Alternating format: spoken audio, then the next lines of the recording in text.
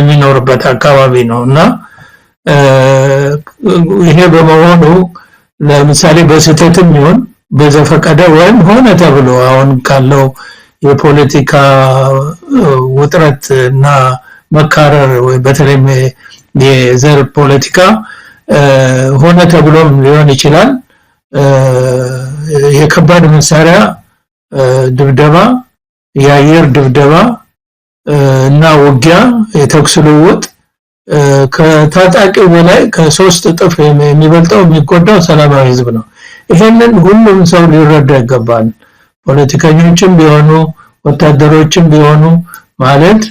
የወታደር ከፍተኛ አዛዦች ምናልባት ብዙ ጊዜ የሚነገረው ኮላተራል ዳሜጅ የሚባለው በተባራሪ ጥይት በተኩስ መሃል እንግዲህ ውስጥ በሚወድቅ ነገር የሚገኝ ኢላማ ውስጥ የገባ ሰው ነው ኮላተራል ዳሜጅ የሚባለው እሱ በጣም ሚኒመም ነው ግን ከዛ በላይ በሚገባ ያልሰለጠነና ያልተለማመደ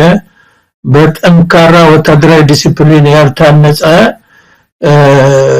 እንደገና ደግሞ ፕሮፐር የሆነ ከበታይሹም ጀምሮ እስከ ከፍተኛ ድረስ በነባር ወታደሮችና በመሪዎች በበታይሹ መሪዎች በመኮንኖች አመራር ሊደርሺፕ ያልተጠናከረ ወታደር ሰራዊት በሰላማዊ ህዝብ ላይ ጉዳት ያደርሳል ምክንያቱም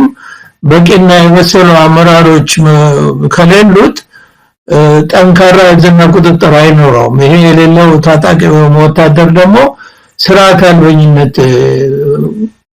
እየሰፋ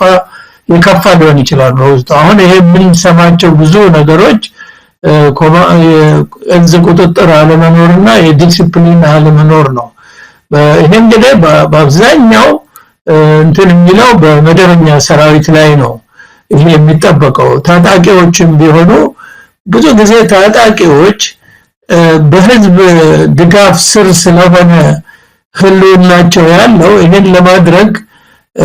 አያደርጉም ማለት ሳይሆን ይሄን ለማድረግ ባደረጉ ቁጥር ጉዳቱ ወዲያው ነጸብራቅ ስላለው እነሱ ብዙ ጊዜ በዚህ ውስጥ ላይ ሲሳተፉ ይችላሉ ግን አያደርጉም ማለት አይደለም ግን በአብዛኛው መደበኛ ሰራዊት እንዲህ አይነት ቁጥጥርና ዲሲፕሊን የሌለው ሰላማዊ ህዝብን ይጎዳል አሁን ብዙ ሰው ወይንም የመከላከያ ሹማምንት ይሄንን ድርጊት ሰራዊቱ ሁሉ ስለማይፈጽም ሰራዊቱ የማይፈጽም ሊሉ ይችላሉ ግን 2% እንኳን ከሰራዊቱ ውስጥ እንደ በሰላማዊ ሰው ላይ ጉዳት የጦር ወንጀል እና አጸያፊ ሰብአዊ መብት ጥሰት ቢያደርስ ለዛ ሰራዊት ከተጠያቂነት ሁሉም ሰራዊት እንደፈጸመው ነው የሚቆጠረው ይሄ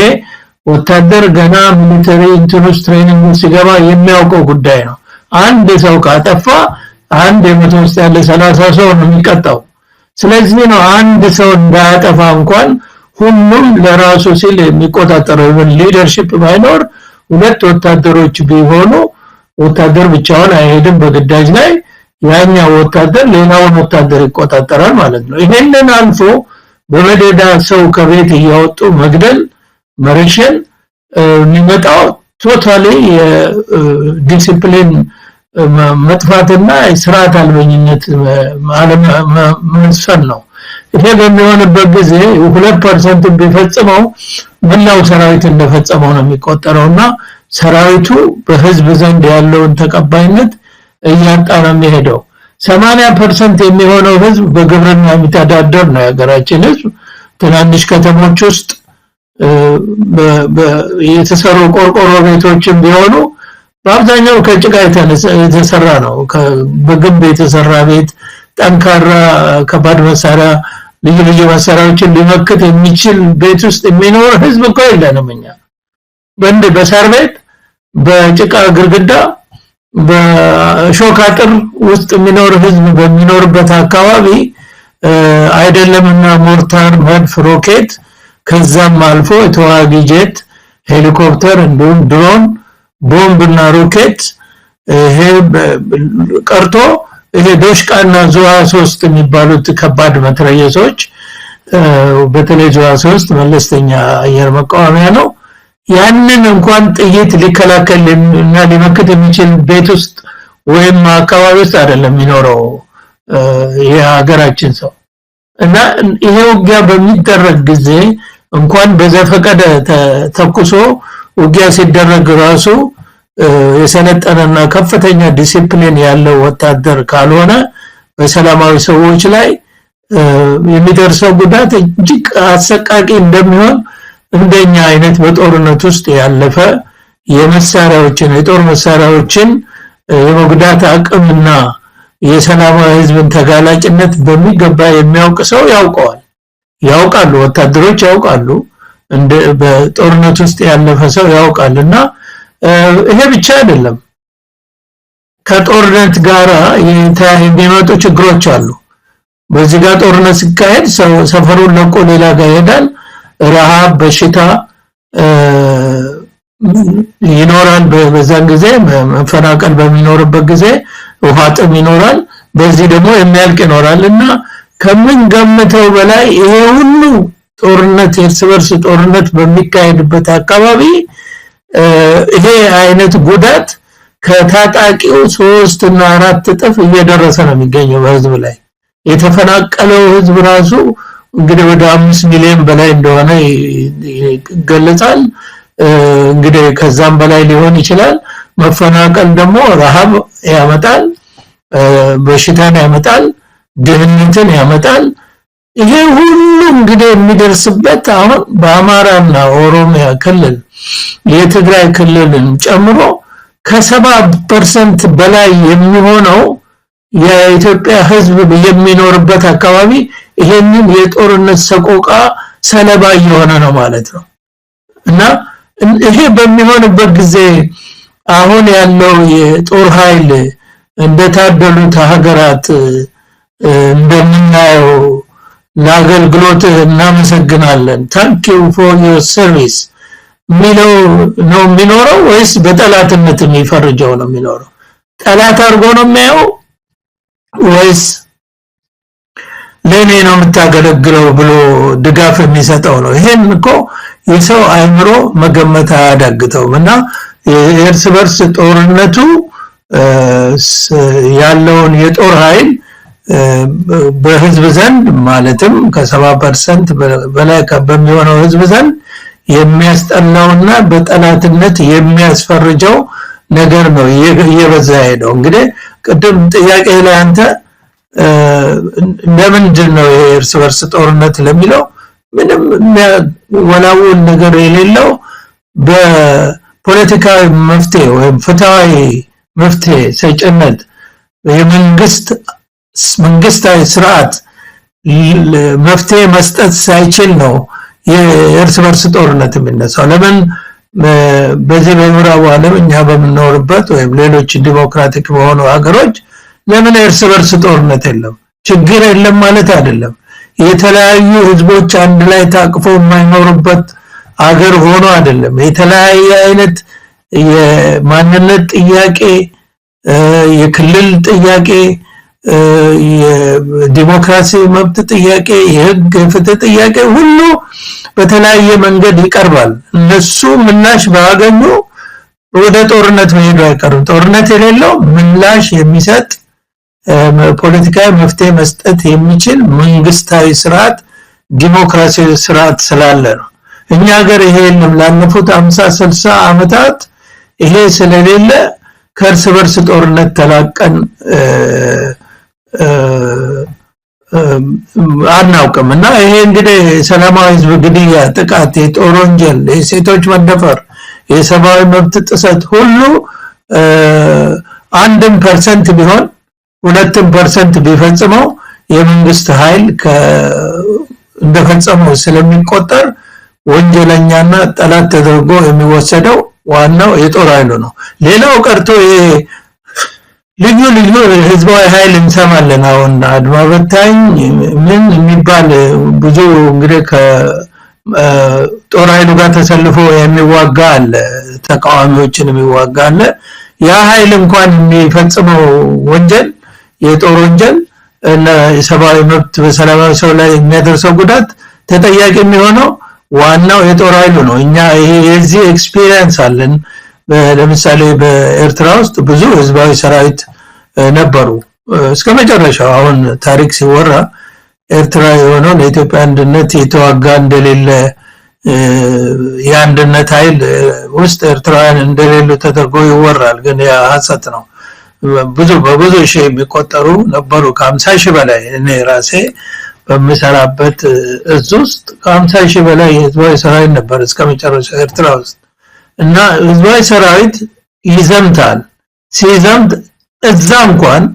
ይዘምቱና እንደ ወታደር በዲሲፕሊን የታነጹ ትክክለኛ ይሄ ኮማንድ ኤንድ ኮንትሮል ስለሌላቸው እንደገና ደግሞ የግል ፍላጎት በቀል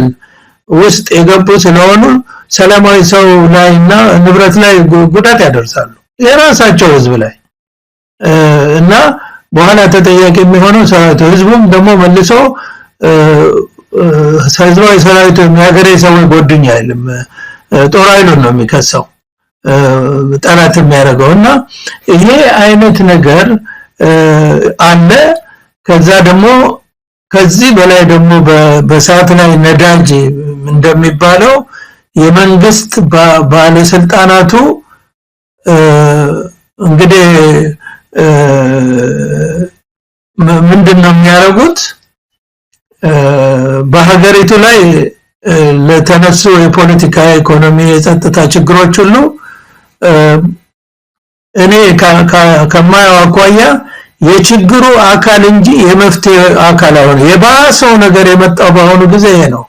ጭራሽ አባባሾቹ የመንግስት ባለስልጣን ናቸው እንዴት ነው የእርስ በርስ ጦርነት ሁሉንም በወታደራዊ ኃይል ለመፍታት ነው የሚካሄደው ይሄ የነበረ ነው ላለፉት 50 ዓመት እንደገና ያሁኑ የባሰው ደግሞ የኢትዮጵያ ህዝብ በየዘሩ ቦድኖ ነቅሎ በመውጣት አልጫረስ ብሏቸው እንጂ የመንግስት ባለስልጣኑ ህዝብን ከህዝብ የሚያጫርስ የጥላቻ ንግግር ከማድረግ አንድም ጊዜ ቦዝን አውቅ በጣም የሚገርመው ነገር ይሄ ነው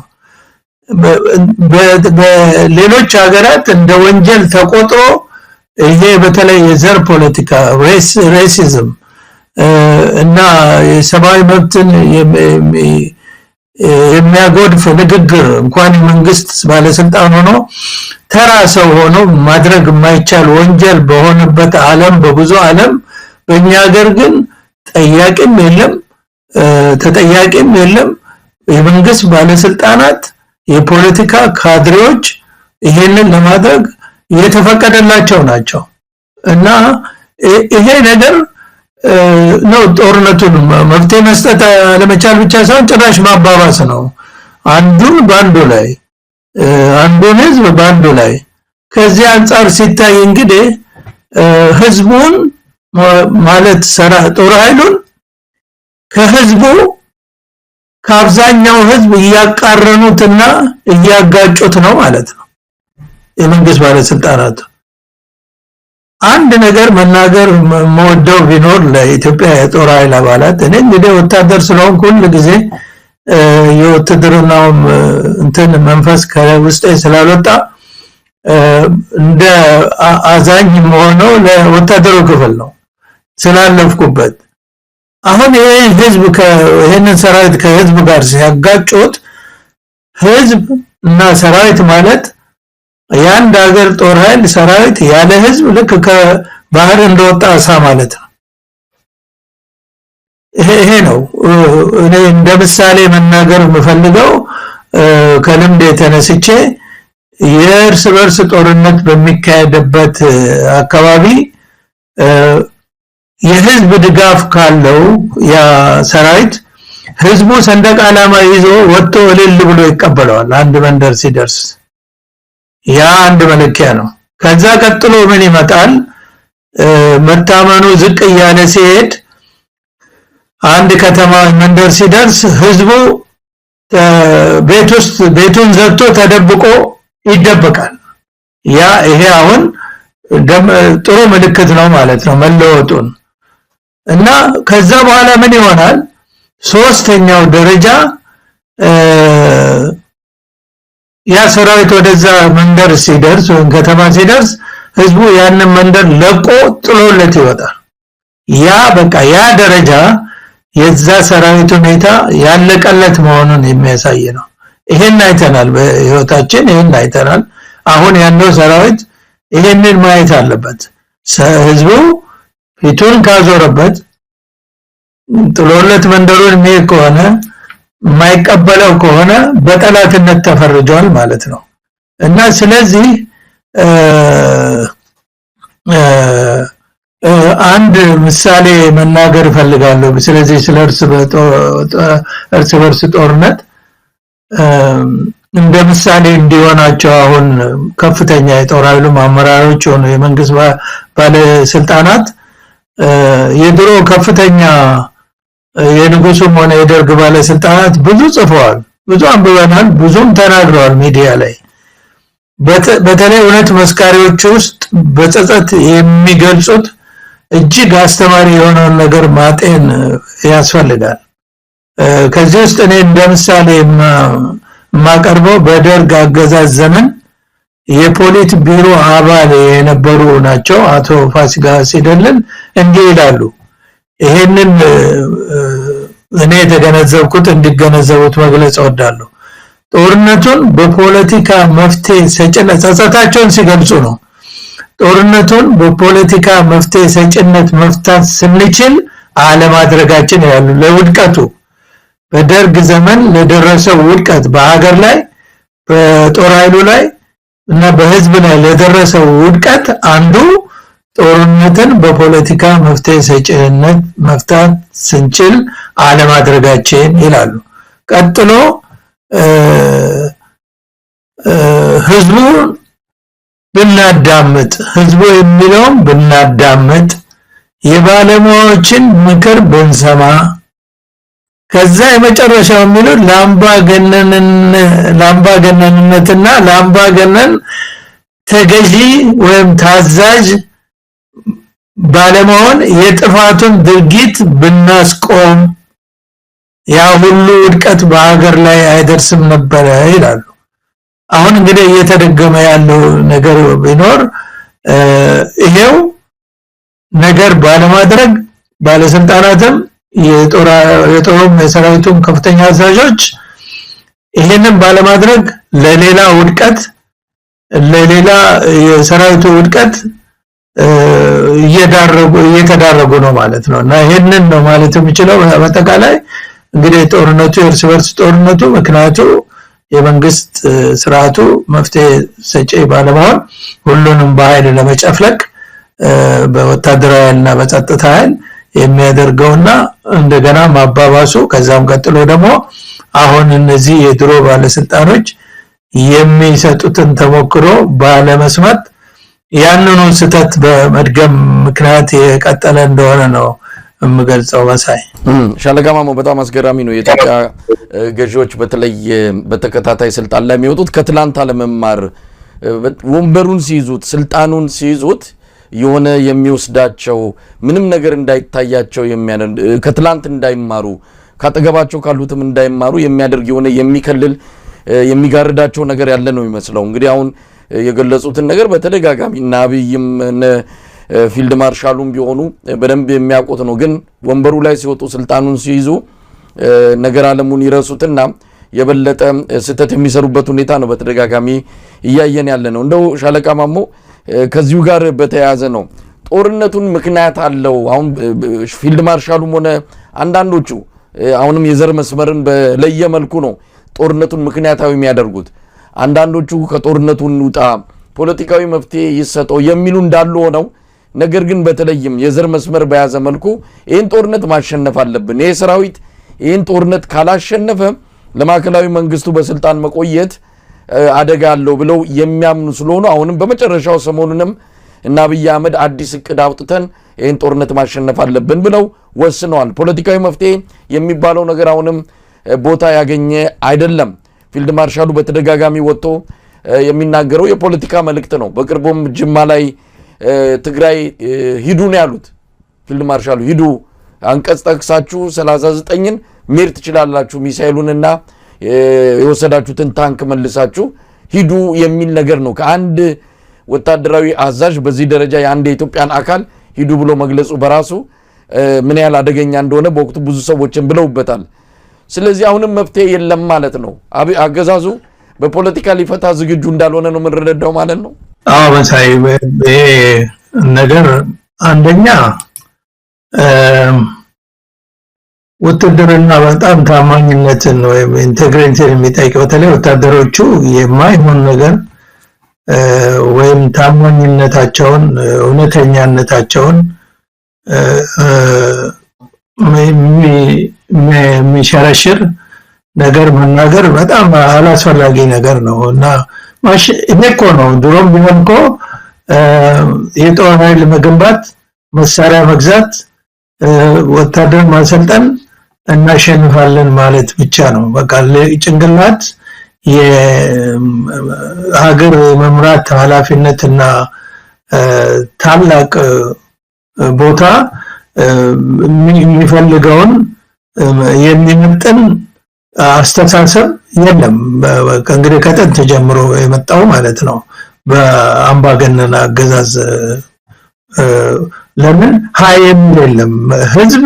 ህዝብ ጦርነት በአገራችን እርስ በርስ ጦርነት እንግዲህ መንግስት ማለት የህዝብ ፍላጎትን መሰረት አድርጎ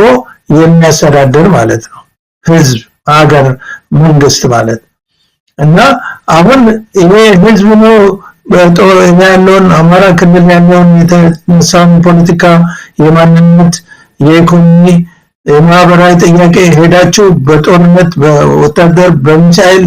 በድሮን በጀት ጨፍልቃችሁ ልካስገቡ ብሎ ህዝብ ድምጹን ሰጥቶ ፍላጎቱ ነው ኦሮሚያ ክልል እንደዚህ ህግ አልባ የሆነበት እንደዚህ አይነት የሰው ልጅ ትራጀዲ ተነግሮ ማቅ እንደዚህ የበዛበት ህዝብ መጥቶ ፈልጎ አይደለም ህዝብ ፈልገው ሰላም ነው ኑሮን ነው የሚፈልገውና ማንም የህዝብን ፍላጎት መንግስትን እንዲገዛው የሚያደርግ የፖለቲካ ነፃነት ሲስተም ስለሌለ እነሱ በሻቸው ማሸነፍ የሚለው ነው ወበኋላ ላይ እናያለን በዚህ በሚሊተሪ አናሊሲስ ላይ ማሸነፍ እንዴት ነው ዝም ብሎ በቃልና በእንትን ማሸነፍ የሚባል ነገር ይመጣል ወይ ሎጂኩ ምንድነው ተጨባጩ ሁኔታ ምንድነው እንደገና ደግሞ ጥቅሙና ጉዳቱስ ምንድነው ማሸነፋለን እየተባለ የሚጎዳው ኢኮኖሚ የሚያልቀው የሰው ልጅ የኢትዮጵያ ወጣት የሚያልቀው በሁለቱም ወገን ምን ዋጋ ሊከፍለው ይችላል በምንስ ዋጋው ይተመናል ይሄንን የሚያይኖ የተጋረደባቸው ሰዎች ናቸው ይሄንን የሚሉት እንጂ በትክክል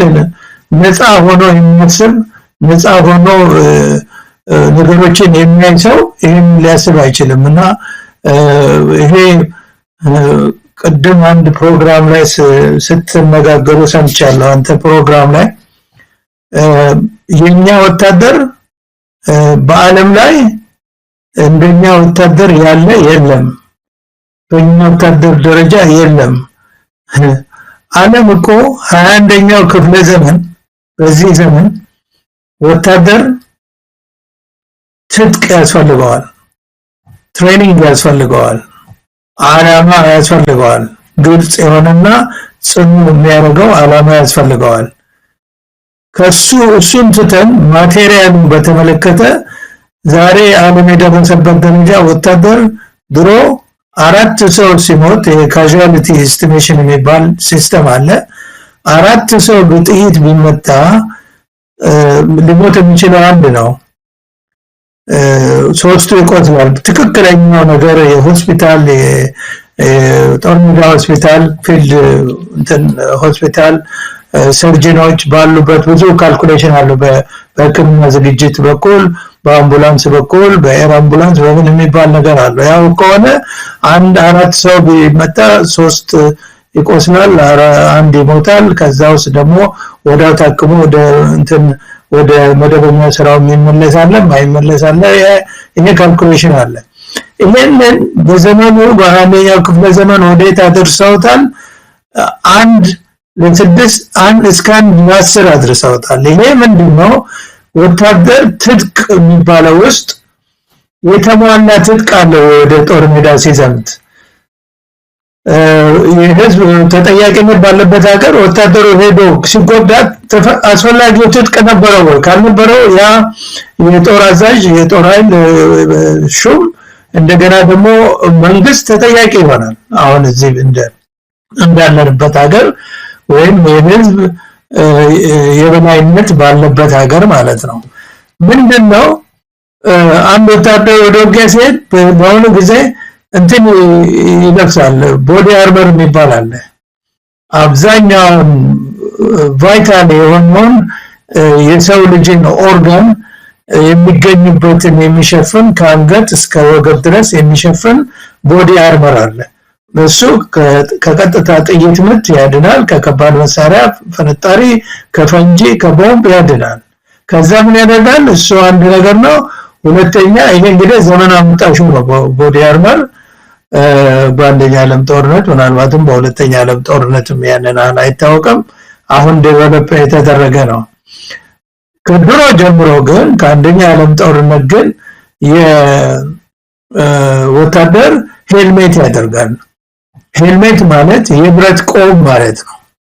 የብረት ቆብ ያደርጋል። ይሄ ብረት ቆብ ጥይት ምሽግ ውስጥ ሆኖ ሲታኮስ ጥይት ብቻ ሳይሆን ጥይቱ መጥቶ የሚመታው ድንጋይ ፍንጣሪም ራሱ የጥይት ያህል ያቆስላል እና ጭንቅላቱ እንዳይመታ ጭንቅላቱን አውጥቶ ስለሆነ የሚታኮሰው ያን ይከላከላል። ከከባድ መሳሪያ ፍንጣሪ፣ ከፈንጂ፣ ከቦምብ ጭንቅላቱ እንዳይመታ የሚያደርግ የብረት ቆብ አለ። አሰራሩ ራሱ እንደ ኦቫል ሼፕ ሆኖ ጥይቱን ቢመጣ በቀጥታ ፔኔትሬት እንዳያደርግ ተደርጎ የተሰራ ነው። ይሄንን በእኛም ዘመን በእኛ ምድሜ እናረጋው ነበረ። አሁን እኮ የኢትዮጵያ ወታደር ቦዲ አርመር አይደለም ሄልሜት አያረግም፣ የብረት ቆብ አያረግም፣ የለውም። የብረት ቆብ አይደለም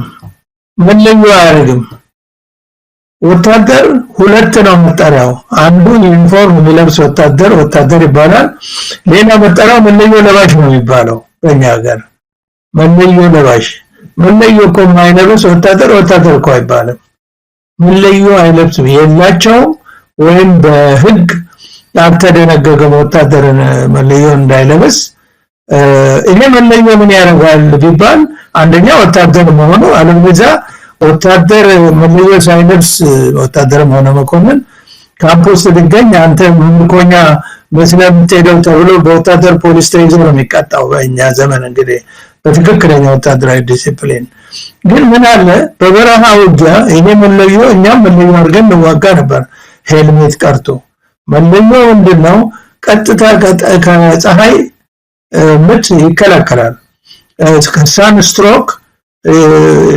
እንዳይመታ በበረሃ ላይ ይረዳል። ያችን ጥላ ከለላ ስለሚሰጥ ፊትን ከሳን ስትሮክ ይከላከላል። በፀሐይ ከሚመጣ የቆዳም በሽታ ይከላከላል ጥላ ስለሚሆንና ይሄን እንኳን ያው በምን እናያለን እንግዲህ በቪዲዮ በአይኔም አይቻለው። ብዙ ይሄ ነገር የሚለወጥበትን መንገድ ካለ ብዙ ተመካክረናል። እኔም እዛ በሄድኩ ጊዜ ግን አያደርግም መለዮ እንኳን። ይሄም ሁሉ የጎደለው ሰራዊት ሄዶ ነው ጦር ሜዳ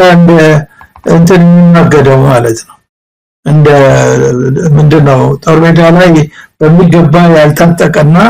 ያልሰለጠነ ወታደር በጦር ሜዳ ለማገዶ እንደቀረበ እንጨት ነው ይባላል። እና ወገኖቻችን እንዲህ በዓለም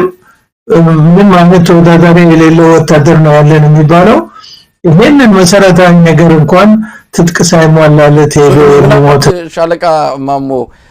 በትክክል እንግዲህ አሁን ቀደም ሲል አንድ ሰራዊት ተልኮ ከሌለው የሚዋጋለት አላማ ከሌለው ህዝባዊ ካልሆነ ሰራዊቱ እንደ ጠላት ነው የሚታየው የሚል ነገር አነሱ። የአንድ ሰራዊት ህልውናው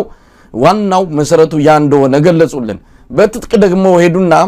ያም ባውን ሰዓት የሌለው ሰራዊት ነው የሚል ነገር አሁን በኢትዮጵያ ሰራዊት ውስጥ እንደዛ አይነት ነገር የተሟላ ነገር የለም በስልጣናም በሁሉ ረገድም ሲታይ ኋላ ቀር የሚባል ደረጃ አለ እንጂ ዘመናዊ ነው ብሎ ለመወሰድ የሚቻል አይደለም የሚል አነሱ ታዲያ ፊልድ ማርሻሉ ከዓለም እንደ ኢትዮጵያ እስቲ እንስማቸውና በደንብ ለመናገርም አስተያየት ለመስጠትም እንዲመች የኛ ሰራዊት የተከበረ ነው የትም ዩናይትድ ኔሽን ብትሄድ የተከበረ ነው አሜሪካ ብትሄድ የተከበረ ነው አረብ ሀገር ብትሄድ የተከበረ ነው አፍሪካ በሙሉ የተከበረ ነው እንዴት ነው የምትገነቡት ብለው እየጠየቁን ነው እንደ ኢትዮጵያ አይነት ሰራዊት አሁን ዓለም ላይ አለ ብዬ አላምንም ስለዚህ እኛ ሳንወድ በግድ እንትን ያደርጉናል በቃ ይጋብዙናል ኢንቫይት ያደርጉናል ስለዚህ እኔ አሁን እንዳውም እንትን በስቶብኝ ተቸግሬያለሁ እኛም ጋር እኛም ጋር እንነጋገር እኛም ጋር እንደራደር እኛም ጋር እንፈራረም የሚል በቃ ቁጥር የለው ሻለቃ ማሞ ከምን የመነጨ ነው ታዲያ እንግዲህ በአንድ ሰራዊት በትጥቅ ዋና ትጥቅ አይደለም ቀደም ሲል ደርሰው ገልጸውታል በትጥቅና በዘመናዊ መሳሪያ እንደውም ፊልድ ማርሻሉ ምን ያረጋል ሚሳኤል ስላላቸው ወታደር ቁጥር ስላለ አይደለም ዋና ዓላማ ያለው ህዝባዊ የሆነ ሰራዊት መኖሩ ነው የሚል ነው በሁለቱም ከወደቀ ታዲያ እንዴት ነው ከዓለም አንደኛ ነው ሁሉም ጋር እየተጠራን ነው ዚምና ዛምና እንባላለን የሚለው እንደው ካንድ እንግዲህ ቀደም ሲል አንድ ሰራዊት ምንድነው ኢንቴግሪቲ ብለዋል ይሄ ለራስ ታማኝነት መታመን በዛ ደረጃ መታመን የሚችል አይደለም እንግዲህ ከንግግራቸው ከፊልድ ማርሻሉ ስለዚህ ከየት እናምጣው ታዲያ እሳቸው ሚሊተሪ ሰራዊት ኢትዮጵያ ውስጥ እናገኛለን መሳይ በጣም እንዴት ነው ፕሮፓጋንዳ አንዳንድ ጊዜ ራሱ ፕሮፓጋንዳ ከእውነት ጋር ካልተገናኘ ምንም አይነት ሴንስ አይሰጥምና ይሄ አሁን ቅድም እንደገለጽኩት የኢትዮጵያ ወታደር ከዛሬ 70 እና 80 ዓመት በፊት ጀምሮ በዓለም በአገር ሳይሆን በዓለም በኮሪያ ጦርነት የኢትዮጵያ ወታደር ብዙ ሰው ጀግንነት ይመስለዋል በጀግንነት ብቻ ይመስለዋል የኮሪያ ጦርነት ጊዜ የኛ ወታደሮች ያሳዩት የወታደራዊ ብቃትና ከብረት የጠነከረ ዲሲፕሊን ነው ያንን ሁሉ ጦርነት ከ125 በላይ ውጊያ አድርገው ተከበው ጭምር ስንት ነገር ደርሶባቸው ምሽጋቸውን ላለመልቀቅና በጠላት እጅ ላለማለት ከኋላችን ያለው መድፍ ራያችን ላይ ተኩሶ ይጨርሰን ብለው መድፍ ድረስ ለማስተኮስ የሚያዙ ነበሩ ይሄ እንግዲህ የተመሰከረው በአሜሪካን የጦር ጀነራሎች ነው መጽሐፍም ተጽፏል ፊልምም ተሰርቷል እና የኮሪያ ዘመቻ ጊዜ እና ወታደራዊ ብቃቱ ከዛ በኋላ ነው አሜሪካኖችም የአሜሪካንን መሳሪያ ሄደው ተምረው ነው እዛ በፊት የእንግሊዝ መሳሪያ ነበር እዛ ሄደው የኤም1 የተባለውን የዚህ የሁለተኛ ዓለም ጦርነት ላይ የዋለውን የአሜሪካ መሳሪያ ታጥቀው ተለማምደው ነው ያንን ሁሉ ውጤት ያገኙትና በብዙ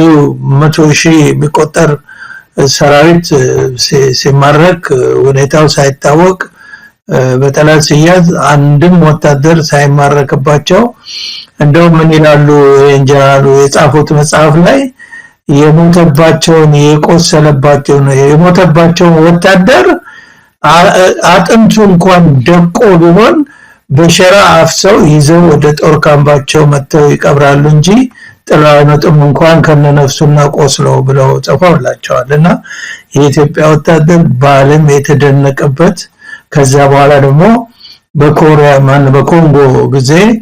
የመጀመሪያው አፍሪካዊ የጦር መሪ ሌተናል ከበደ ገብሬ ነበሩ እና የመጀመሪያው አፍሪካዊ የተባበሩት መንግስታትን ጦር አዛዥ ሆነው የሰሩ የዛም የዘመተው የኢትዮጵያ ጦር አኞ ሻለቃ እንደዚሁ ትልቅ ዝናን በዓለም ያተረፈ ነው በዚህ አይነት የመጣ ሰራዊት ነው ባለፈው ጊዜ ያው አንድ ጽሁፍ ላይ ያወጣውታል አይተዋል አንተም የኢትዮጵያ ሰራዊት ከተገነባ በኋላ እንደገና እንዲፈርስ የሚደረግ እንደገና ደግሞ ተገንብቶ እንደገና ደግሞ ተበትኖ እንዲለቀም የሚደረግ ነው። እየፈረሰ የሚለቀም እንደገና ደግሞ እየተበተነ የሚለቀም እየተገነባ የሚፈርስ እየሆነ ነው እዚህ ደረጃ የደረሰውና በዚህ ጊዜ አሁን ፊልድ ማርሻሉ እንደሚሉት የኢትዮጵያ ወታደር በትጥቅ በስልጠና እና በአደረጃጀት ብዙ ሳይሄድ በእርስ በርስ ጦርነት ብዙ ሪፎርም ሳያደርግና ከፍተኛ ደረጃ ላይ ሳይደርስ ትጥቅም ሳይኖረው ወደ ጦር ሜዳ እየተወሰደ የሚማገድ የእሳት ራት የሚደረግ ሰራዊት ነው እንጂ ዓለም ላይ ዛሬ 21ኛው ክፍለ ዘመን የተደረሰበት ደረጃ ትጥቅም ሆነ መሳሪያ ገና አልደረሰምና ያሳዝናል። እንዲህ አይነት ነገር መስማት አንደኛ የሰራዊት አዛዦች በጣም እንግዲህ ወታደር ኤቲክስ አለው እንደገና ኤቲኬት የሚባል አለ ተጽፎ የሚሰጥህ የምታጠናው አለ። ሊደርሺፕ ስትሆን ደግሞ ግልጸኝነት ተጠያቂነት ስላለብህ በቦታቸው ዘንድ መታመን ስላለብህ አንተ የምትናገረው ነገር እውነታ ከሌለው ሰራዊቱንም ሐሰተኛ ልታደርገው ሰራዊቱንም እምነቱን ስለሚያጣብህ እውነት መታመን በጣም አስፈላጊ ነው። እንግዲህ ወታደር ለስለስ ብሎ ላይናገር ይችላል ኮስተር ብሎ ሊናገር ይችላል ግን አንደበቱ የታረመ ለመናገር በጣም ወታደር አዛዦች ንግግር ለማድረግ በጣም የተቆጠቡ እና ብዙ ጊዜ የማይፈልጉ ናቸው። ለምን ንግግራቸው እንደፈለጋቸው ተናግረው እንደ ፖለቲካ ሰው መልሰው ቤንድ አድርገው እንዲህ ብለው የሚያመልጡ ስለ ውትድርና ሲናገሩ ስለ ወታደር ሲናገሩ ፍጹም ኤቲክስ የጠበቀ ነገር መናገር ግዴታቸው ነውና ስለዚህ በጣም ነው የሚጨነቁት ወደ ቁጥብ ናቸው አይናገሩም። ለምን አንድ ስህተት ከተገኘባቸው ሰራዊቱ ሁሉ በእነሱ ጃጅ ይደረጋል። ለምሳሌ የሚዋሽ ሊደርሺፕ ከፍተኛ ሊደርሺፕ ካለ ዝም ብሎ ወጥቶ ህዝብን የሚሳደብ ሊደርሺፕ ካለ ሰራዊቱን በዛ ነው የሚገምተው ማለት ነው። ሰራዊቱን ያስገምታል ማለት ነው። የሰራዊት መሪ ያሻውን ተናጋሪ ውሸተኛ ፕሮፓጋንዳ እንትን የሚል ከሆነ ሰራዊቱን ነው የሚያስንቀውና የሚያስወቅሰውና ይሄ ነገር በጣም የሚያሳዝን ነው እንዲህ አይነት ነገር መስማትና እንደገና ደግሞ የፕሮፓጋንዳ ሰዎች አሉ እነሱ ቢሳሳቱም ኢራቅ ጦርነት ጊዜ አንድ ኮሚካል አሊ የሚባል ሰው ቆይ ወደፊት እናወራለን ስለሱ ሰውዬ ታሪክ ኮሚካል አሊ ብሎ አሜሪካኖች ስም የሰጡት ነበረ። እሱ ሰው በጣም የሚያስደንቅ የሚያስቅ የሚያዝናና ውሸት ይዋሽ ነበረ። የአሜሪካ ታንክ አጠገቡ ደርሶ ድምፁ እየተሰማ በኢራቅ በረሃ ላይ በቃ የአሜሪካ ወታደሮች ራሳቸውን እያጠፉ ነው ራሳቸው ወጊያው ከብዷቸው እያለ ይናገር ነበርና እንደዛ አይነት እስከመሆን ድረስ መሄድ በጣም የሚያሳዝን ነው። እኔ አዝናለሁ። ሰራዊቱንም ቢያስቡለት ጥሩ ነው። ያልሆነ ነገር መናገር ሰራዊቱን ነው ዝቅ አድርጎ እንዲታይ የሚያደርገው ሰዎቹ ብቻ አይደለም። ይሄን ነው ማለት መሳይ እንደው ሻለቃ ማሙ ያው ስለመታመን ያነሱት ነገር አለ ራስን አሳልፎ የመስጠት የአንድ ወታደር ትልቅ ስብዕና ትልቅ እሴት እንደሆነ ገልጸዋል። ያንን የምናይበት ሰራዊት አይደለም። እውነት ለመናገር አንድ ሀገር ጥንካሬዋ የሚለካው ባላት የመከላከያ ሰራዊት አቅም ነው። ያ መከላከያ ሰራዊት በዚህ ደረጃ ትምህርት ቤቶችን የሚያቃጥል ትምህርት ቤቶች ላይ ድሮን የሚጥል ህፃናትን የሚገድል ራሱ ፊልድ ማርሻሉ እንግዲህ አብሮ ከተደባለቀ አንምርም እንመታለን የሚል በአደባባይ በብሔራዊ ቴሌቪዥን የተናገሩትንም ሰምተናልና በዚህ ደረጃ አንደበት ያልታረመ መሆኑ እጅግ የሚያሳዝን ነው። እንደው የሀገራችን የእርስ በርስ ጦርነትና የኃይል ሚዛንን የወደፊት አቅጣጫን በተመለከተ ምን ማለት ይቻላል? እንደው አሁን ብዙ ኃይሎች አሉ ኢትዮጵያ ውስጥ ብዙ ኃይሎች በግራ በቀኝ የተሰለፉ ኃይሎች አሉ። ህዋትም ቀላል የሚባል አይደለም 270,000 ጦር እንዳለው ይነገር ነበር እንግዲህ አሁን በቁጥር ምን ያህል እዚህ ደርሷል የሚለውን የምናቀበት መረጃ ባይኖርም ባለፈው አቶ ጌታቸው ረዳ እንደዛ የሚባለው ትክክለኛ ቁጥር አይደለም የሚልም ነገር አንስቷል ምን ያህል እንዳለው ከዛ በኋላ አሰልጥነው እዛ ቁጥር ላይ ደርሰውም ከሆነ በትክክል የሚታወቅ አሃዝ የለም በአማራ ክልል ያለው የፋኖች አደረጃጀት በተለያየ አደረጃጀት እንደሚባለው ከሆነ በቁጥር ከታየም ምናልባትም የሀገሪቱ መከላከያ ሰራዊት ሁሉ ሊበልጥ የሚችልበት ነው ምክንያቱም በጎጃም ብቻ ያለው ኃይል በአንድ ክፍለ ጦር በአንድ ብርጌድ የተሰለፈው ኃይል በወታደር ቁጥር ሲታይ በጣም ከፍተኛ ነው በመሳሪያ አቅም ምናልባት አነስተኛ ሊሆን ይችላል የኦሮሞ ነጻነት ሰራዊት ሸኔንም ብንወስደው ያው የኦሮሞ ነጻነት ሰራዊት ሸኔ የሚለው መንግስት ነው እነሱ ሸኔ አትበሉን ነው የሚሉት እኛ የኦሮሞ ነጻነት ሰራዊት ነን ብለው ነው ራሳቸውን የሚገልጹትና እነሱ ጥሩም ባሉን ስያሜ ነው ምንጠራቸው የኦሮሞ ነጻነት ሰራዊትም እንደዚሁ ቀላል የማይባል ኃይል ያለው ነው ከፍተኛ ቁጥር ያለው ኃይል እም በውጊያ የተመሰከረ ነው እንደዚሁ ትንንሽ ኃይሎች ቤንሻንጉልም ሌሎች አካባቢዎችም አሁን እንደሰማነው ከሆነ ደቡብ ኢትዮጵያም እንደዚሁ ቁጥራቸው አነስተኛ ቢሆንም የደቡብ ኢትዮጵያ ፋኖ ብለው የመሰረቱ መሳሪያ ይታጠቁ ይሄ በፎቶግራም በቪዲዮም የወጣ ነው የቁጥር ጉዳይ ሳይሆን ትጥቅ አላማ አንግቦ ጫካ የገባ ኃይል እንዳለ ግን እንረዳለን እነዚህ ኃይሎች አሉና አጠቃላይ እንደው እንዴት ያዩታል የወደፊት አቅጣጫውስ ምንድነው ሊሆን የሚችለው ይሄ ሁሉ ታጣቂ ኃይል በየቦታው ተሰልፎ ካለ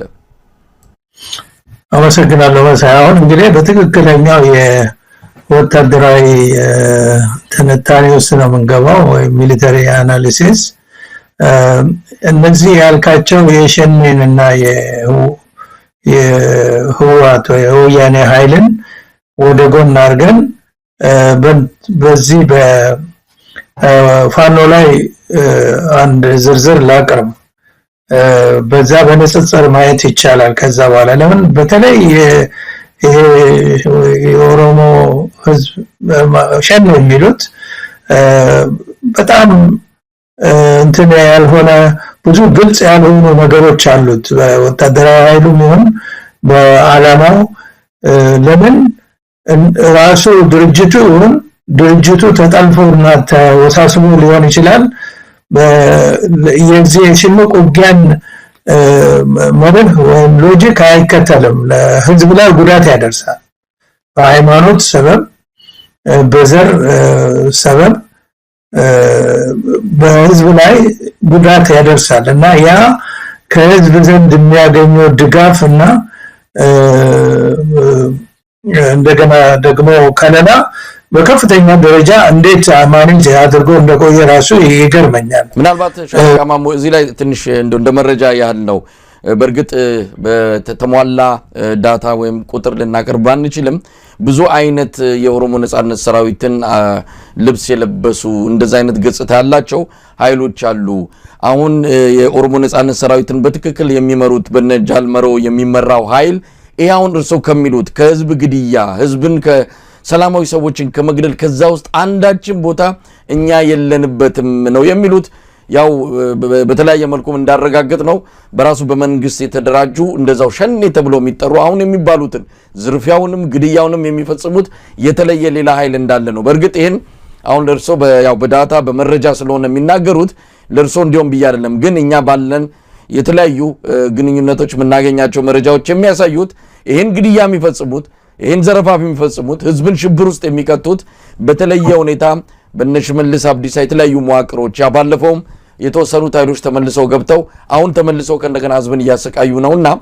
ምናልባት እንደ መረጃ ያለ ለማንሳት ያል ብዬ ነውና የኦሮሞ ነጻነት ሰራዊት በሚል በራሱ በተለየ ሁኔታ የመንግስትን ተቋማት ወታደራዊና ፖለቲካዊ ተቋማት ብቻ ኢላማ አድርጎ የሚንቀሳቀስ ኃይል መኖሩን እንዲሁ እንደ መረጃ ለማንሳት ያል ብዬ ነው ልክ ነው መሳያው እንደዚህ አይነት መረጃዎች ያው ሲዘዋወሩ አለውንም ለዚህ ነው እንግዲህ ተጠልፎ ከሆነ እንትን ለማለት ለአናሊሲስ ለመስራት በጣም ያስቸግራል ወደፊት በምን አይነት ያድጋል በምን አይነት ደረጃ ሊደርስ ይችላል መጨረሻውስ ምን ሊሆን ይችላል ብሎ ለመገንዘብ አስቸጋሪ ነው ግን ለአድማጮቻችንና ለተመልካቾቻችን ይረዳ ዘንድ ከወታደራዊ እይታ አኳያ እንግዲህ የፋኖን ወስደን ብናይ አሁን የተዋጊ ሰው ኃይል ብዛትን በተመለከተ በማንተ ጠቀስ አድርገው ነበር።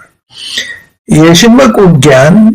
በመደበኛ ሰራዊት ለመዋጋት ለአንድ ሽምቅ ተዋጊ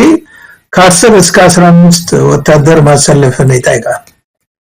አውቂ 15 እንቶ 10 ቢባል 100,000 የተሰለፈ የሽምቅ ተዋጊ ካለ ያንን ለእንትን ለማለት ወደ 1 ሚሊዮን ሰራዊት ሊያስፈልግ ነው ማለት ነው። ይሄ ነው እንትኑ ሎጂኩ የሚያሳየው። በዚህ ብቻ ሳይሆን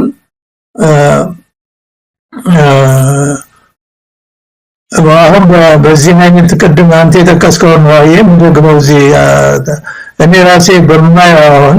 ቢቆጠር እንኳን አንድ ላንድ እንኳን ቢሆን የፋኖ ኃይል ብቻ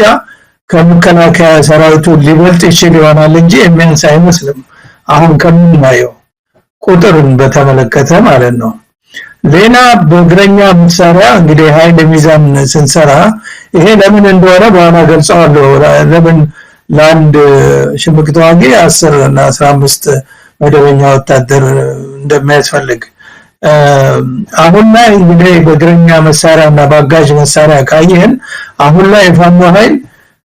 ከመከላከያ ሰራዊቱ ብዙም በማይተናነስ ደረጃ ታጥቆ ይገኛል። ይሄ እግረኛ መሳሪያና አጋዥ መሳሪያ የምንለው እንደ ነፍስ ወከፍ መሳሪያ፣ ስናይፐር፣ ቀላል መትረየስ፣ ከባድ መትረየስ በተመለከተ ማለት ነው። ይህንን የጦር መሳሪያ የታጠቀ ደግሞ ፋኖ የታጠቀው በአብዛኛው ከ90% በላይ ከራሱ ከመንግስት ኃይል ነው። ከጦር ኃይሉና ከዚህ ከህዝባዊ ኃይሉ ማለት ነው። ሌላ እንግዲህ እዚህ የእግረኛ አጋዥ መሳሪያዎች ውስጥ እርግጠኛ በእኔ አሁን የምገልጸው ትክክለኛውን ሚሊተሪ አናሊሲስ ነው ወይም ይሄኛው ወገን እንዲህ ቢሆን እንዲህ ይሆናል ብዬ በመደግፈው በመቃወመው ነገር አይደለም። ለምሳሌ በጸረ ታንክ መሳሪያ ለውትድርና ዓለም ውስጥ ለነበሩ ሰዎች ጸረ ታንክ መሳሪያ የሚጀምረው ከአርፒጂ ነው። ሮኬት ፕሮፔልድ ግሬኔድ የሚባለው ማለት ነው። አርፒጂ ትንሿ ነች ማለት ነው። እንግዲህ አሁን ከሱ ጀምሮ ተኳሽን ጨምሮ ከዛም ላቅ ያሉ ጸረ ታንክ መሳሪያዎች አሉ፣ ሚሳኤሎች ጨምራሉ። እነሱም በበቂ ደረጃ ፋኖ መታጠቁን እርግጠኛ መሆን አይቻልም።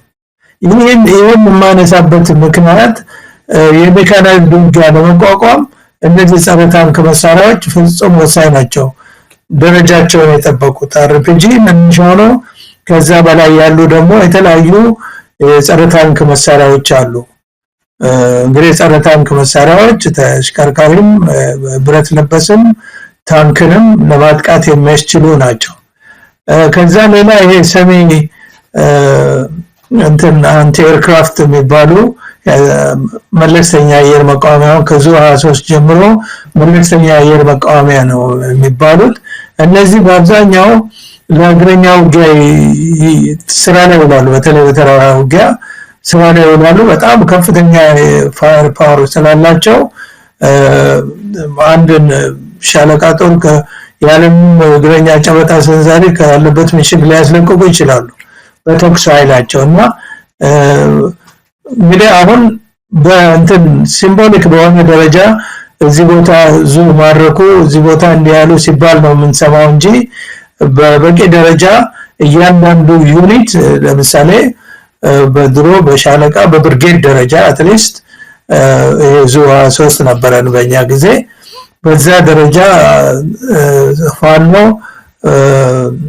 መታጠቁ የታጠቀ አይመስልም። የሚታይ ነገር የለም። የተወሰነ ቁጥር ሊኖረው ይችላል። በዛ በከፍተኛ ደረጃ መበለጡ በተኩስ ኃይል የተበለጠ ነው ማለት ነው በመንግስት ኃይል በኩል። ከዚህ ቀጥሎ የከባድ መሳሪያ ነው። ከባድ መሳሪያ የሚባለው እንግዲህ ከሞርተር ይጀምራል። ሞርተር ከመድፍም ከሮኬትም በተራራማ አካባቢ ውጊያ በጣም ኢፌክቲቭ የሆነ ነው የሚተኩሰው ትራጀክተሪ ነው ስውር ተኩስ ይባላል በአማርኛ እንግዲህ በማታውን ኢላማ ወደ ሄዶ የሚመታ ነው ማለት ነው ከተራራ ጀርባ እንትን ይላል ከፔጣራ ላይ ከላይ ከምሽግ ውስጥ ከላይ ወደ ታች መውረድ ይችላል ፊት ለፊት በትከለል ከሞርታር ተኩስ ለታመርጥ አትችልም የኦቨርሄድ ሼልተር የሚባል አለ ከራስ በላይ መከታ ያለው ምሽግ ካልሆነ እሱም ቢሆን በተጠናከረ ሁኔታ የተሰራ ካልሆነ ከላይ ወደ ታች እንደ ዝናብ መጥቶ ሊወጣ የሚችል መሳሪያ ስለሆነ በጣም ኢፌክቲቭ ነው እንግዲህ ይሄ ሞርታር የሚባለው ከትንሿ ጀምሮ ከ60 ሚሊ ሜትር ጀምሮ 81 82 ሚሊ ሜትር የሚባል አለ አሁን እሱን ፋኖች በቁጥር ትንሽ በዛ ያለ ሳይታጠቁ እንዳልቀሩ አለውኝ እንግዲህ በበቂ ደረጃ ጥይት ካላቸው አትሊስት 82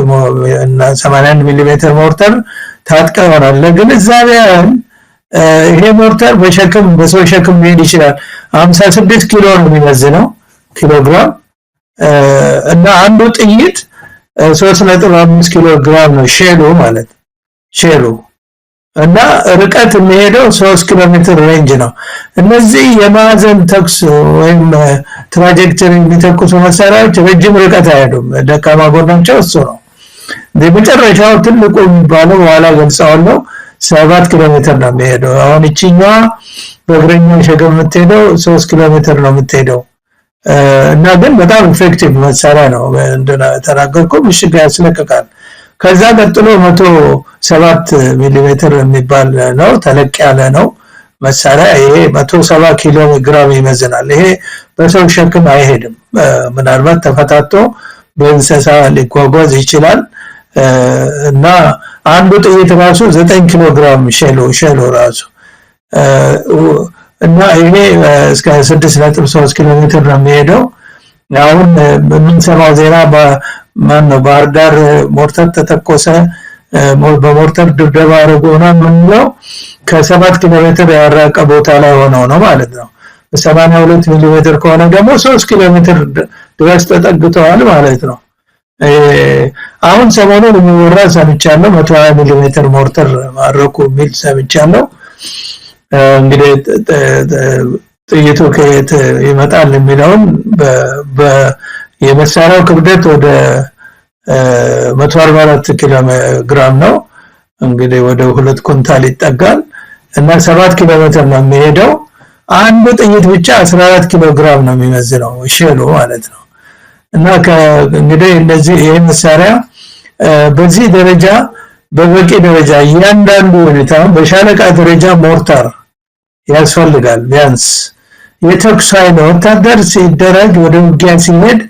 ዝም ብሎ ጠመንጃ ይዞ አይሄድም በአንዷ በዘጠኙ ሰው ውስጥ ቀላል መሳሪያ ያስፈልጋል ራቅ ብሎ የሚመታና ምቱ ኃይለኛ የሆነ ቀላል መትረየስ ያስፈልጋል እንደ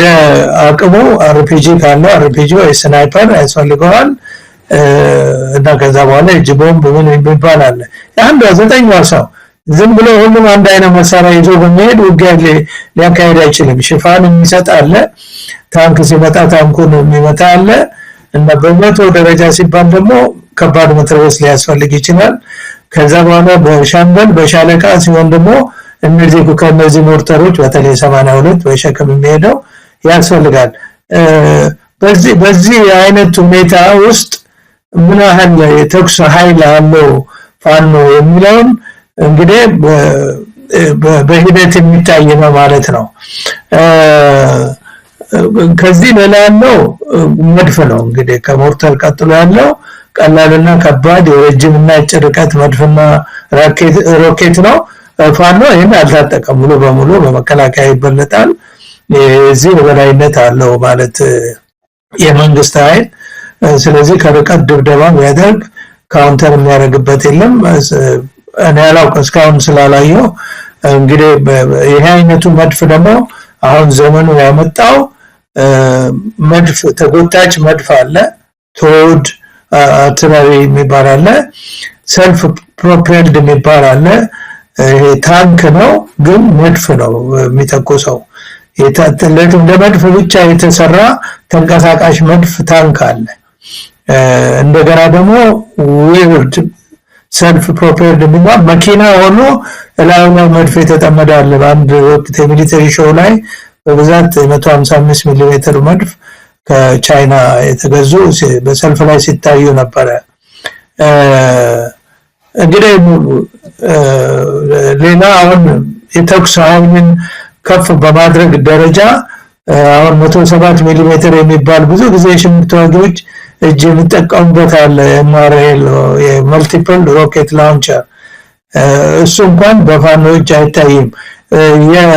የትግራይ ማለትም የወያኔ እንትን ያን ጊዜ ተዋጊዎች እሱም በብዛት ታጥቀው ነበር አስታውሳለሁ እና የነበረ ጂፕ ላይ ማለትም ቶዮታ ላይ የሚጠመድ ብዙ አፈሙዝ ያላት ሮኬት አወንጫፊ መሳሪያ ነች ልክ BM የምትመስል እና ይሄ ነው እንግዲህ በሜካናይዝድ ኃይል በተመለከተ ፋኖ ታንክ ብረት ለበስ የለውም ስለዚህ 100% የመንግስት ኃይል የበላይነት አለው ማለት ነው አየር ኃይል የታወቀ ነው ሌላው የመገናኛ መሳሪያ እንግዲህ መገናኛ ለአንድ ተዋጊ የድምጽ በመሆኑ ፋኖ አስተማማኝ ሚስጥርነቱ የተጠበቀ አጭርና ረጅም ርቀት የግንኙነት መሳሪያ እንዳለው አይታወቅም ብዙ ጊዜ በስልክ እንደሚጠቀሙ ታያል ይሄ ደግሞ ከጥቅሙ ጉዳቱ ስለሚያመዝን በዚህ ደረጃ ማደጋቸው አይታወቅም ስለዚህ ይሄ ደግሞ ለማደጋቸውና ለድል ወሳኝ ነው እንግዲህ አሁን ይሄንን የኃይል ሚዛን ትንሽ ብርሃን ከሰጠው በኋላ ይሄ መደበኛና የሽምቅ ውጊያ ደባልቆ የሚዋጋ ኃይል ንጽጽሩን አሳያለሁ ኤሲሜትሪክ የሚባል ውጊያ ነው ኤሲሜትሪክ የሚባል ውጊያ በመሳሪያና በትጥቅ እንዲሁም በሪሶርስ ከፍተኛ ብልጫ ያለውን መደበኛ አርሚን ያለውን ኃይል ብልጫና ግዝፈት አንደርማይን ማድረግ የሚያስችል የውጊያ ስልት ነው ማለት ነው አሁን ፋኖ የሚጠቀመው ይሄንን ነው በጣም ብዙ በመሳሪያ ኃይል በአየር ኃይል በሜካናይዝድ ኃይል እንደገና ደግሞ በከፍተኛ የመድፍና የሮኬት ኃይል ይበለጣል ነገር ግን ያንን አንደርማይን የሚያደርግ የውጊያ ታክቲክ ነው የሚጠቀመው እንግዲህ መደበኛ ይሄ የሰነትሪክ ውጊያ የሚያደርግና መደበኛ ሰራዊት ሲዋጋ ለምሳሌ የጎረቤት ሀገር ወይ ሌላ ሀገር ኢትዮጵያን ቢወር የውጊያ ዕቅድ የሚያወጣው ሰው የኃይል ሚዛን መስሪያ እንትን አለ ሲስተም አለ ስንት መድፍ አለው በዚህ ርቀት ስንት ሮኬት አለው ስንት ተዋጊ አውሮፕላን አለው ስንት ታንክ አለው ስንት ብረት ለበስ አለው ያለ የሚሰራው የሚያወዳድረውና አወዳድሮ ያንን ኃይል ለማጥቃት ወይም ለማሸነፍ ከዛ 3 እጥፍ ሆኖ መገኘት አለበት መብለጥ አለበት ብሎ ያበላልጣል በሁለት መደበኛ ሰራዊት መሃል በሁለት ሀገር መሃል ውጊያ ሲደረግ ግን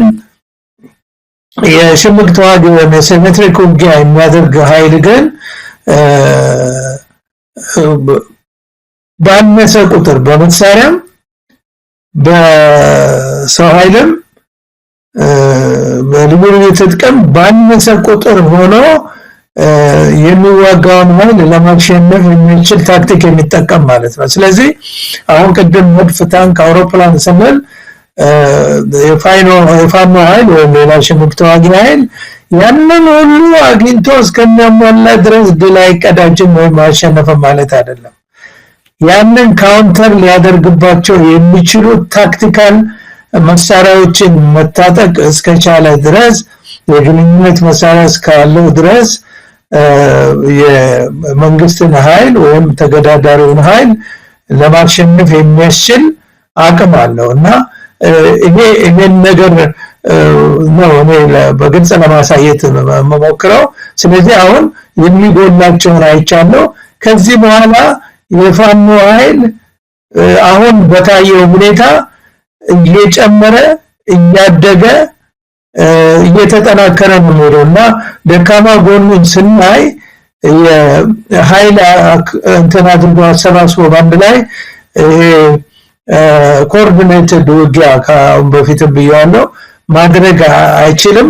ድክመት ነበረው። አሁን ያንን ድክመቱን ለማስተካከል እየሞከረ ነው። ስለዚህ ይሄ እነሱ እናሸንፈዋለን፣ እንደመስሰዋለን፣ እንጨፈልቀዋለን የሚሉት ሞር እልቂት ሞር ጉዳት በሀገር ላይ አምጥቶ መጨረሻ ከመሸነፍ የሚያድን አይደለም እና የሚነገረውና ሎጂኩ ተጨባጭ ሁኔታው እንዲህ አይነትን ውጊያ በፖለቲካ መፍትሄ ሰጭነት ካልሆነ በስተቀር በውጊያ ማሸነፍ አይቻልም። እንደውም መሸነፍ ነው የሚመጣው። መሸነፍ ሲመጣ ደግሞ ቅድም እንደገለጽኩት ዋናው ተጠቂ ቪክቲም የሚሆነው መንግስት ላይሆን ይችላል። አሁን ወጥተው የፈለጋቸውን የሚናገሩ መንግስት ባለስልጣናት ላይሆኑ ይችላሉ። ዋናው ቪክቲም የሚሆነው ሰለባ የሚሆነው የመከላከያ ሰራዊቱ ወይም የጦር ኃይሉ ተዋጊው ኃይል ነው እና ከዛ በኋላ ይሄንን ካልኩኝ ስለ ሞራል ፋክተር ገልጻለሁ። እንግዲህ ያለውን ሁኔታ ለማሳወቅ ማለት ነው። መሳይ እዚህ ላይ ጥያቄ እንደው እዚህ ላይ አንድ የተወሰነ ጥያቄ ያው የኃይል በተለይ ከመሳሪያ አቅም አንፃር ያለውን ነገር ነው በዝርዝር የነገሩን። እውነት ለመናገር በጣም ሰፊና ጥልቅ የሆነ ነገር ነው የሰማነው። በቂ የሆነ መረጃም ዕውቀትም ያገኘን ተመልካቾችም እንዳገኙ ተስፋ አደርጋለሁ። እንደው ሻለቃ ማሞ ፋኖች አሁን በተወሰነ ደረጃ ዙ 23ም ማርከው ይዘዋል አላቸው። በፊትም የማረኩት አሉ። ምናልባት አጠቃቀም ቀደም ሲል እንዳሉትም ጥይቱ በዋናነት የጥይቱ ሁኔታ ካልሆነ በስተቀር በተወሰነ ደረጃ በቁጥር አነስተኛ ቢሆንም ከባድ የሚባሉትን መሳሪያ አላቸው። አሁን ደግሞ በራሳቸው እዛው የሚሰሯት ትንሽ ነገር አለ። አሁን እንደውም ዘሪሁን በሚል ስያሜ የሰየሙት አንድ መሳሪያም እንደዚሁ ይጠቀሙበታል። ቀላል ጉዳት እያደረሳል። አንዳንድ ውጊያዎች ላይ እየተጠቀሙበት እንዳለ እዛው በራሳቸው የሚሰሩት ነው። አንዳንድ ኢንጂነር ባለሙያ የሆኑ እየሰሩ ያሉበት ሁኔታ እንዳለ እንሰማና ሌሎች ከዛም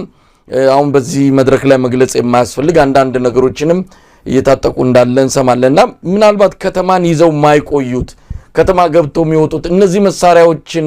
በአግባቡ በእጃቸው ስለሌለ ወይም ደግሞ ቢኖራቸውም መጠቀም ስላልጀመሩ ነው። ምክንያቱም ከተማን ይዘው የማይቆዩት አንድም ያንን ይዞ ለማቆየት አስሮ ከተማውን ከጠላት ለመከላከል የሚያስችል የመሳሪያ አቅም ስለሌለ ነው የሚል ትንታኔ እንሰማለውና እንደዚህ ላይ የሆነ ትንሽ ነገር ቢሉ። አዎ ቅድም እንዳልኩት ነው የግድ እንደዚህ አይነት ሽምቅ ተዋጊ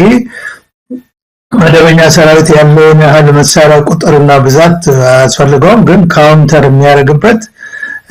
ተኩስ ኃይል ያስፈልገዋል። ለምሳሌ 122 መድፍ ወይም BM-21 ከ20 ኪሎ ሜትር ሆኖ ሲተኩስብህ እሱን ካውንተር የምታደርግበት 10 BM ተሰልፎ 20 መድፍ ሊሰለፍ ይችላል። አንተ ግን ሁለቱም ሶስትም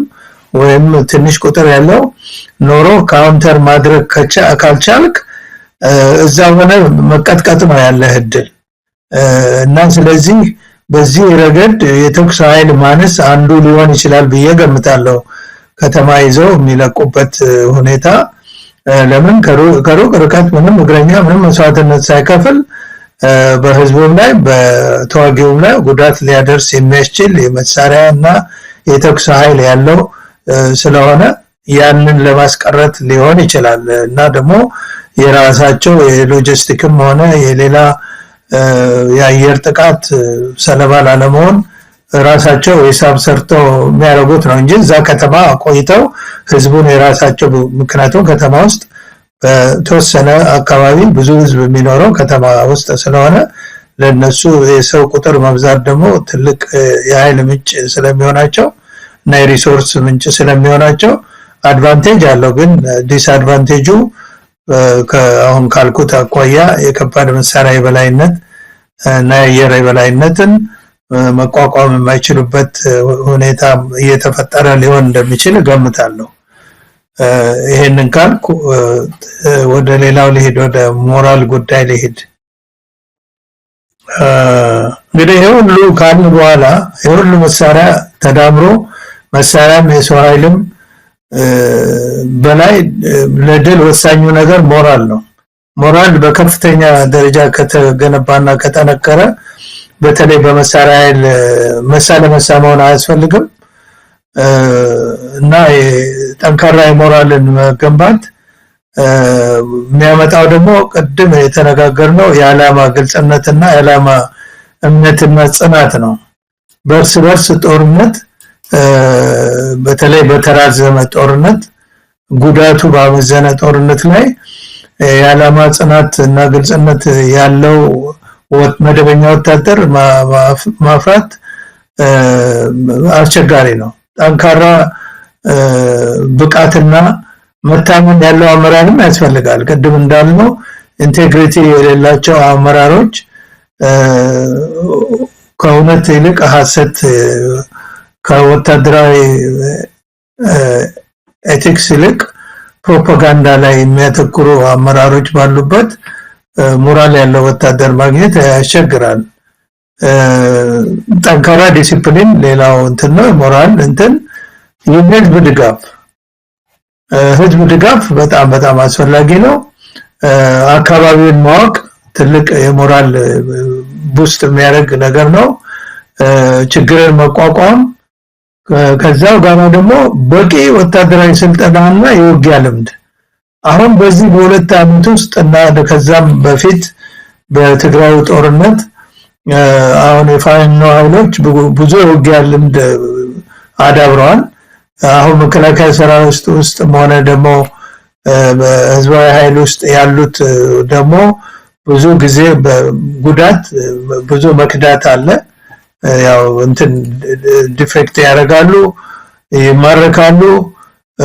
እንደገና የጦር መቁሰል፣ መሞት፣ አካል ጎዶሎ መሆን ብዛት ስለሚኖር አንድ ውጊያ ስተደርጎ 1000 ሰው ተሰልፎ ውጊያ ካደረገ በኋላ የሚሞተው የሚቆስለው እንደገና ደግሞ ሁኔታ ይታወቃል። የሚጠፋል አንዳንድ ጊዜ የሚጠፋውም ይበዛል። ሁኔታ ያልታወቀ ይባላል። ይሄ ሁሉ ተዳምሮ በኋላ ላይ ሰው ሲቆጠር ለውጊያ ብቃት ያለው የሚገኘው ምናልባት 400 ሰው ሊሆን ይችላል ወይ 300 ሰው። እንዲህ ቀላል አይደለም እንደዚህ ለረጅም ጊዜ ውጊያ ማድረግና እንዲህ አይነቱ ነገር የወታደርን ሞራል የሚገል ነው ከሚያዳብር ይልቅና ስልጠና የሌለው ወታደር ደግሞ ካዡዋሊቲ ይበዛል። ቅድም እንዳልኩት ይሄ